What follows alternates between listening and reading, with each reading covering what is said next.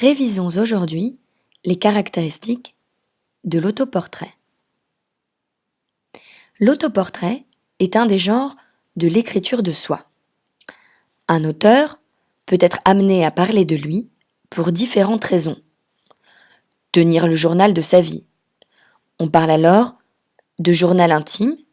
C'est le cas par exemple du journal d'Anne Frank, journal d'une jeune juive pendant la Seconde Guerre mondiale, ou lors d'un voyage d'un journal de bord. C'est le cas par exemple du journal de Christophe Colomb que vous avez peut-être étudié en 5e. On peut vouloir témoigner d'un événement auquel on aurait pris part avec une collectivité. On parle alors de témoignage. C'est le cas par exemple de Si c'est un homme de Primo Levi. On peut encore vouloir raconter une vie glorieuse qu'on a menée. On parle alors de mémoire.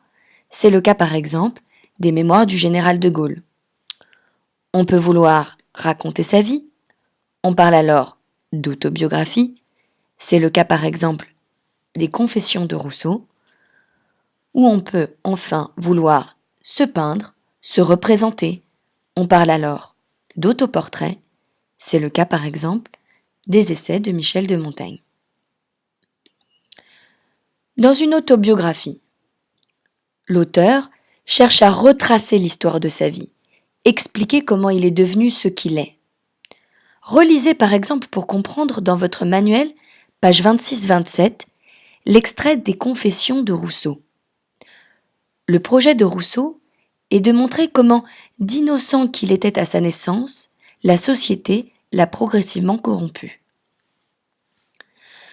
Dans un autoportrait, au contraire, l'auteur essaie de se saisir au présent, tel qu'il se voit, comme dans un tableau, sans chercher à comprendre.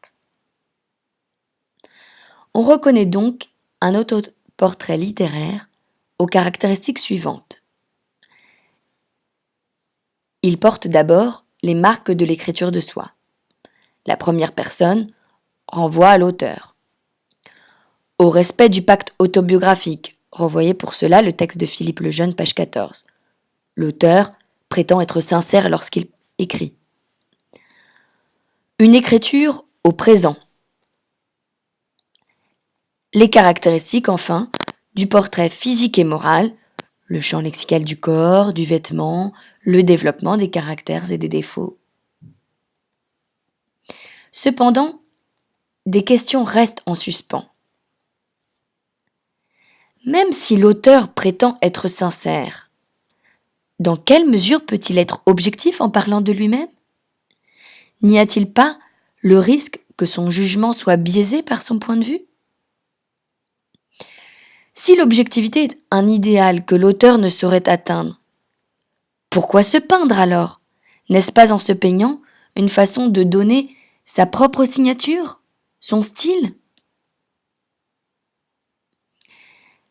La clé de l'autoportrait ne serait-elle pas alors le style ? L'auteur se représenterait autant par ce qu'il décrit que par sa manière de décrire. Autrement dit, s'écrire, ne serait-ce pas se chercher ?